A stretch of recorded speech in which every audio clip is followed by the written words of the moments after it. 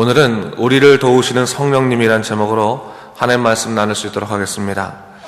어제 우리는 주님께서 제자들을 떠나시겠다고 말씀하시면서 이후로 성령께서 강림하시어 그들을 돌보아 주실 것이라고 약속하시는 것을 우리 살펴봤습니다. 사실 제자들은 3년이란 짧은 공생애 동안 예수와 더불어 사는 것이 얼마나 복되고 놀라운 일인가를 경험을 했습니다. 그들은 매 순간 그들의 삶을 이끄시고 도우시는 주님의 사랑을 깊이 경험했을 뿐 아니라 날마다 말씀을 통해 그들의 영을 새롭게 하시는 이 회복의 역사까지도 경험을 했습니다. 그러기에 예수님께서 갑자기 떠나신다고 하는 소식은 섭섭함을 떠나서 그들을 불안하게 했고, 그 두려움으로 인해서 예수님께 더욱더 증거를 요구하는 것을 우리는 이제 본문을 통해서 확인할 수 있었습니다. 자, 오늘은 주님께서 이제 성령께서 하시는 일, 성령께서 나 대신 오겠다, 내 대신 성령이 오겠다라고 말씀하시면서 이 성령의 사역이 뭔가, 성령이 하시는 일에 대해서 말씀하고 있는 부분입니다.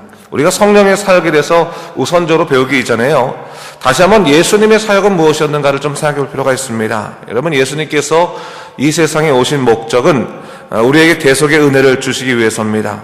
죄로 인해서 스스로 하나님께 돌아갈 수 없는 불쌍한 인간들을 위해서, 어리석은 인간들을 위해서 예수님께서는 대속의 십자가를 지셨습니다. 그리고 인간의 죄를 위하여 십자가에 돌아가신 예수 그리스도를 믿는 자에게 구원의 은혜를 허락하셨습니다. 십자가의 대속, 십자가의 죽음을 통해서 인간의 죄를 씻어주시는 그 대속의 역사가 바로 예수님의 사역이었다라고 하는 것입니다.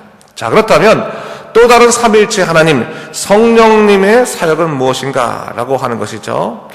어제 우리가 이미 다루었지만 예수님께서는 성령에 대해서 말씀하시면서 또 다른 보혜사다 이렇게 말씀해 주셨습니다. 이 보혜사라는 말의 뜻은 우리 곁에 있으면서 우리를 돌보시고 지키시는 그러한 분을 보혜사라고 합니다. 사실 당시 제자들에게 있어서 보혜사는 예수님이었습니다.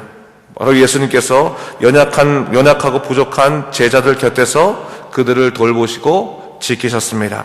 그러나 주님의 사역은 뭡니까? 주님의 사역의 목적은 십자가의 죽음이 주님의 사역의 목적이었기 때문에 제자들과 일평생 함께 있을 수는 없었습니다.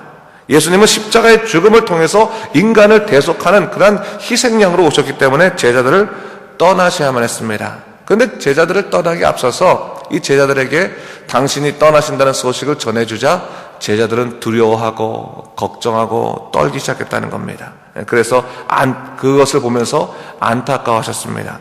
그리고 주님께서 말씀하시기를, 그 제자들에게 뭐라고 말씀하십니까? 내가 절대로 너희를 고아처럼 버려두지 않는다라고 말씀하시면서 제자들 곁에서 그들을 돌보시고 지켜주시는 또 다른 보혜사 성령님이 강림하실 것이다, 이렇게 말씀해주고 있는 것을 볼 수 있습니다. 자, 오늘 우리가 본문에서요, 절대로 잊지 말아야 할 첫 번째 사실은 뭐냐면, 주님께서는 당신의 자녀들을 고아처럼 버려두지 아니하시고 언제나 그 곁에서 돌보시고 지켜주신다는 사실입니다. 그것이 바로 우리에게 주신 하나님의 크신 약속입니다. 자, 어떤 모습으로요? 성령님, 보혜사 성령님의 모습으로 우리 안에 거하시며 우리를 돌보아 주시겠다라고 하는 겁니다. 어쩌면 이것은 여러분, 제자들에게 이제는 너희가 새로운 방식의 신앙의 삶을 살아야 된다라고 요구하시는 것처럼 보일 수도 있습니다. 여러분 생각해 보세요.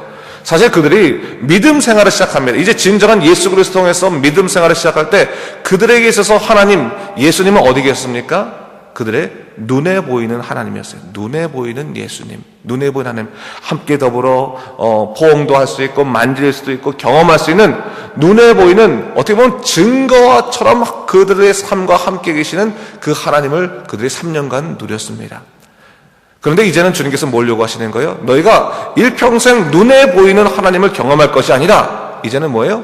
눈에 보이지 않는 그 하나님을 너희 내면에 모시고 살아가야 될 때다라는 것을 얘기해주고 있는 것이죠.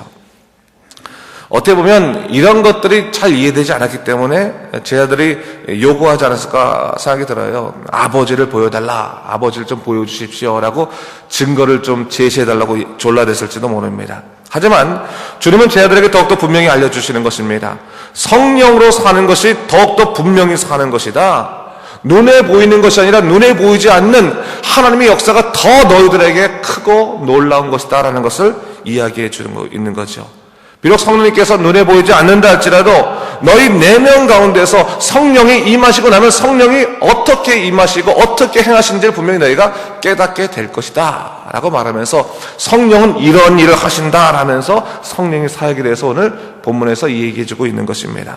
자, 25절 말씀인데요. 우리 25절 말씀, 25절, 26절 말씀을 같이 한번 읽어볼까요? 25절, 26절 말씀 다시 한번 읽겠습니다. 시작. 내가 아직 너희와 함께 있어서 이 말을 너희에게 하였거니와 보혜사 곧 아버지께서 내 이름으로 보내실 성령 그가 너에게 모든 것을 가르치고 내가 너에게 말한 모든 것을 생각나게 하리라 했어요.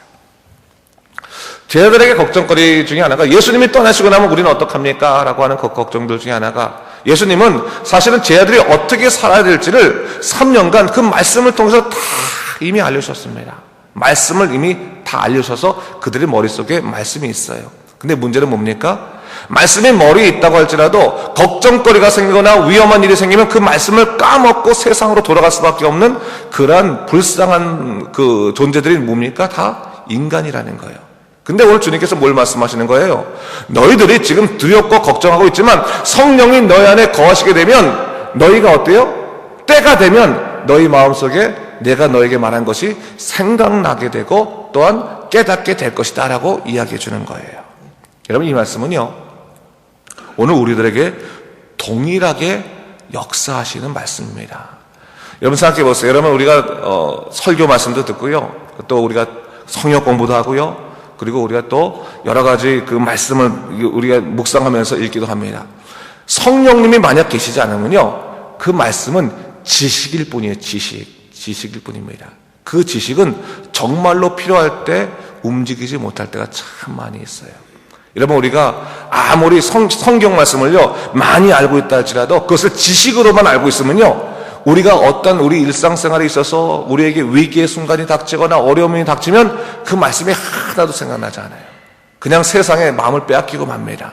근데요 성령님께서 우리 마음에 임재하셔서 우리 마음을 붙잡으시고 돌보아 주시면요 그때마다 우리로 하여금 말씀을 생각나게 하시고 하나님의 뜻을 생각나게 하심으로 그 어려움들을 이겨낼 수 있는 힘을 주시더라는 거예요. 성령이 이끌려서 하는 힘을 주시는 거예요. 여러분 그런 경험 하지 않습니까? 정말로 힘들어서 아무런 대책이 세워지지 않아요. 사람의 생각으로는 아무것도 생각이 나지 않아요. 그냥 맹한 거예요. 야, 정말 어떻게 할 수 없다라고 생각할 때 그 마음 한가운데서 하나님께서 우리를 도우실 것이라고 그 말씀이 생각나고 또 하나님이 주시는 그런 뜻이 생각나면서 마음의 담대함을 갖게 되고 용기를 찾게 됐다면 그것은 누가 하게 하신 것입니까? 성령이 하게 하셨다는 거예요. 성령이 우리가 하여금 말씀을 깨닫게 하시고 또한 말씀을 누리게 하심으로 말미암아 우리가 하여금 하나님이 원하시는 그 믿음의 삶을 살도록 인도하시더라라고 하는 것입니다. 여러분 바로 그것을 얘기하고 있는 거예요. 여러분 또한 이런 것도 있을 수 있어요. 여러분 우리가 말씀을 읽을 때 여러분 그 집에서 말씀을 묵상하거나 말씀을 공부할 때 혹은 설교 말씀을 들을 때 어느 순간에 마음에 큰 감동이 올 때가 있어요. 그냥 사람의 말이기 때문에 어떤 말로서 감동이 오는 게 아니라 그 단어가 너무나 단순하고 일반적인 단어인데도 불구하고 내 마음에 감동을 일으킬 때가 있어요. 감동을. 누가 감동을 일으킨 거죠? 성령께서 내 마음에 꼭 필요한 말이기 때문에 감동을 일으키시는 거예요. 이전에는 그냥 일상적으로 지나갈 수 있는 말이었는데 성령께서 그 마음에 감동을 일으킴으로 말미암아 그 말을 내 머릿속에 기억나게 하시고 또한 내 머릿속에 탁 뿌리 박게 하실 때가 있는 거예요. 성령의 역사라는 겁니다. 하나님께서는요 일상적인 말들, 어떻게 보면 세상 사람들이 스쳐 지나갈 수 있는 일상적인 말들을 놓치지 않게 해주시는 거예요. 딱 잡아가지고 너에게 필요한 말이다, 잊지 말아라. 이것을 네가 어디 있든지 가지고 기억하고 생각하며 살아야 된다라고 하면서 역사하신다는 거예요. 그게 성령의 사역이라는 거예요. 그래서 주님께서는 첫 번째 사역을 말씀하신 게 바로 뭡니까? 비록 내가 너희를 떠날지라도 성령님이 오시면 강하게 역사하시면 놀라운 역사가 일어나는데 그것은 뭡니까? 그때마다 말씀을 생각나게 하시며 말씀으로 굳건하게 서게 하심으로 말미암아 마치 지금 내가 너와 함께 있는 것처럼 너를 지키시고 돌보아 주실 것이다 라고 얘기하고 있는 겁니다. 여러분, 우리가 성령께 의지해야 되는 거예요. 매 순간 마음속에서 성령님 우리를 인도하여 주시옵소서, 우리를 도와주시옵소서. 우리 연약하고 부족합니다. 하지만 성령께서 함께 하신다면, 성령께서 내 마음 붙잡으신다면 내가 이 어려움마저도 담대하게 말씀으로 굳건히 서서 이길 수 있습니다 라고 고백할 수 있게 되는 거예요. 그리고 실제로 성령께서 우리를 인도하시고 돌봐 주세요. 그 말씀, 그 영으로 함께 하시는 하나님의 놀라운 역사를 여러분 기억하기 바랍니다. 여러분, 저는요 그런 생각 항상 해요. 육으로 영원토록 함께 하겠다라고 하는 친구들보다 눈에 보이지 않지만 영으로 함께 하시는 하나님이 정말 우리에게 진정한 친구 되시는 것입니다. 진정한 벗 되시는 거예요. 아무리 사람의 말로 내가 너와 평생 친구 되겠다, 내가 너를 도와주겠다라고 말해도요, 사람은 태생적으로 이기적이기 때문에, 태생적으로 자기 중심적이기 때문에 자기가 완전히 희생되면서까지 다른 친구들을 돕지 않습니다. 그 부모님만 자기 것을 다 내어주고 자녀를 위해서 희생할 수 있는 것이지 형제들도 사실 그렇지 못할 때가 많아요. 그런데 여러분, 오늘 성경 말씀에 의거해서 이 성령님은 어떤 어려운 순간까지 우리 함께 하신다는 거예요. 우리가 실패하고 고통받고 어려운 순간까지도 함께 하심으로 우리를 위로하시는 그 성령님의 역사, 말씀을 통해 회복하신 역사가 우리에게 있다는 것을 성경은 우리에게 분명히 가르쳐 주므로 너희가 외롭지 않다, 내가 너를 고아처럼 버리지 않는다고 성경은 예수님께서는 분명히 우리에게 약속해 주고 있는 것입니다. 그래서 첫 번째, 성령의 사역이요. 두 번째 성령의 사역이 27절에 나오는데, 여러분 27절 말씀을 한번 같이 읽어볼까요? 27절 말씀 읽겠습니다. 시작. 평안을 너에게 끼치노니 곧 나의 평안을 너에게 주노라. 내가 너에게 주는 것은 세상에 주는 것 같지 아니하니라. 너희는 마음에 근심하지도 말고 두려워하지도 말라 했어요. 이것은 예수님께서 제자들에게 행하신 사역이기도 하지만 이 사역 또한 성령의 사역이라고 말할 수 있습니다. 여러분, 성령의 또 다른 사역은 우리 마음에 내적인 평화를 허락해 주시는 것입니다. 여러분, 사실 이 사단이라고 하는 존재는요, 인간을 불안하게 하고 또한 모든 것을 불신하게 함으로 통해서 더욱더 우리 혼자만이 믿을만하다라고 하면서 자기한테 함몰되게 집중하게 만들게 합니다. 그래서 항상 어떤 생각합니까? 고통받으면 나만 고통받고 나만 고립돼 있고 나만 버려져 있고, 그래서 항상 내가 불쌍하다, 내가 초라하다라고 생각하게 하는 것이 사실 사단의 역사 중에 하나예요. 다른 사람 보기에는 아직까지 괜찮은데, 감사할 일 많은데, 아무리 감사할 일 많더라도 나는 불쌍하고 나는 고통받고 나는 버려졌다고 생각해서 나는 고아처럼 버려졌다고 생각하게 만드는 것이 바로 사단이에요. 사단. 그런 걸 통해서 뭡니까? 마음속에 원망을 불러일으키는 원망, 불평과 원망, 미움과 분노, 시기와 질투를 불러일으키는 것이 이게 바로 사단의 역사라는 거예요. 근데 여러분, 성령은 반대적인 역사를 일으킨다는 거예요.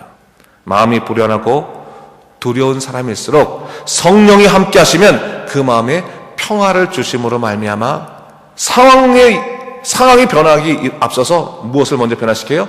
그 심령을 먼저 변화시키는 역사를 성령이 하신다라고 하는 거예요. 여러분 한번 보세요. 여러분, 사람이요, 마음이 불안하고 두려울수록 사람들은 안정감을 찾으려고 하는 욕구가 있는데, 이상하게 인간은 가장 쉽게 안정감을 찾으려는 욕구가 있어요. 근데 그 안정감이라는 것이 진정한 평화가 아니라 뭐예요? 이걸 좀 잊어버렸으면 좋겠다 라고 생각해서 그냥 잊어버리는 쪽으로 그냥 그 안정감을 찾으려고 합니다. 남자들 대부분이 문제에 휩싸기 시작하면 제일 먼저 찾는 것 중에 하나가 뭡니까? 술을 찾아요. 술 먹겠다. 문제를 해결하는 게 아니라 뭐예요? 잊어버리겠다는 거예요. 내가 술 한잔 먹고 완전히 취해갖고 오늘 잠자가지고 오늘 내가 이 몇 시간만은 내가 해방되고 싶다. 그렇지 않겠습니까? 이 사람들은 자꾸 그 문제에서부터 자기를 보호하려고 하는 거예요. 자기에게 문제가 있다 할지라도 그것을 인정하려고 하지 않아요. 쉽게 안정감을 찾으려고 합니다. 그러다 보면 더욱더 안정감을 찾으려고 하는 사람들이 더 큰 희락들을 찾다 보니까 나중에 환락의 세계로 가게 되는 거예요. 오늘 본문에서 성령 충만한 사람에게 있는 특징이 뭡니까? 주의 평안으로 말미암아 두려움에서부터 죄에서부터 벗어날 수 있다라고 말하는 거예요. 오늘 주님께서 분명히 제자들에게 뭘 말씀하십니까? 내가 너에게 평안을 주는데 이 평안은 세상에 주는 평안과 완전히 다르다. 구별되어 있는 것이다. 차별되어 있는 것이다 라는 것을 얘기하고 있는 거예요. 세상 것과 비교할 수 없다. 탁월한 것이다. 내가 주는 너의 평안을 너희가 받아라. 두려움에서부터 벗어나라 라고 이야기하고 계시는 것입니다. 여러분, 우리 믿음 생활할 때요, 절대로 잊지 말 것, 세상에서 주는 평화를 가지고 모든 내 인생의 문제가 해결됐다고 생각하지 마십시오. 성령이 주시는 내적인 평화, 샬롬, 그 평화가 우리 마음에 임했을 때 우리는 어떠한 삶의 어려움 가운데서도 우리의 그 중심을 잘 지키면서 하나님이 원하시는 그 믿음의 길을 걸어갈 수 있게 되는 것입니다. 세상에 주는 그런 일시적인 안정감 찾으려고 하면요, 사람은 자꾸 불안해지고 점점 더 잘못된 방향으로 갈 수 있는 거예요. 그러나 정말 하나님이 주시는 평화를 우리가 맛보게 되면 완전히 달라지게 되는 거예요.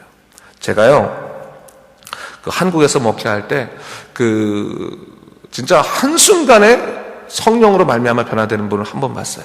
제가 이제 교육전사 할 때였는데 그 집안이 정말 몇 년, 7, 8년 동안 열심히 기도했던, 그 남편을 전도하기 위해서 또 아버지를 전도하기 위해서 열심히 기도했는데 정말 변화되지 않는 사람, 정말 예수님 믿으려고 해도 진짜 바늘 한 구멍도 들어가지 않는 그런 분이었어요. 그럼 정말 그런 분이었는데 어느 순간에 진짜 하나님의 우연한 기회, 그 친구를 통해서 정말 그러니까 예수를 믿어야지만 구원을 받는다라는 그런 그 얘기를 좀 우연하게 듣지 않고 그렇게 수없이 들었던 말인데 성령님이 역사하신 거죠. 한순간에 그 말을 듣고 충격을 받아서 내가 이제부터는 예수를 믿어야겠다라고 생각하고 그 다음 주부터 교회를 나오는데 저는 성령께서 그렇게 그 사람의 마음을 휩싸을 줄 몰랐어요. 완전히 휩싸이고 나니까 그 사람의 생활 방식이 달라지는 거예요. 그분이 사실 어려운 일 있고 문제 있을 때마다 술에 빠져 살 수밖에 없고 또 세상을 찾아다니는 사람이었는데 성령이 주는 평화를 얻고 나니까 어떻게 되냐면 그것을 하루아침에 끊고 하나님께 집중하게 되는 거예요.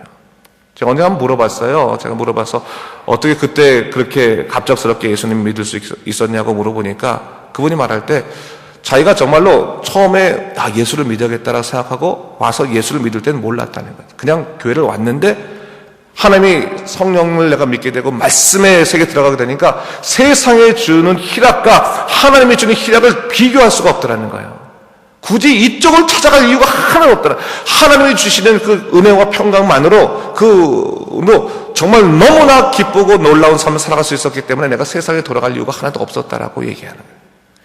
제가 그걸 보면서 우리 모든 사람들이 예수를 믿을 때 그렇게 하나님의 놀라우신 은혜의 평강도 누렸으면 좋겠다라는 생각이 들어요. 왜? 아직까지 우리는 갈림길에 서서 살잖아요. 갈림길에.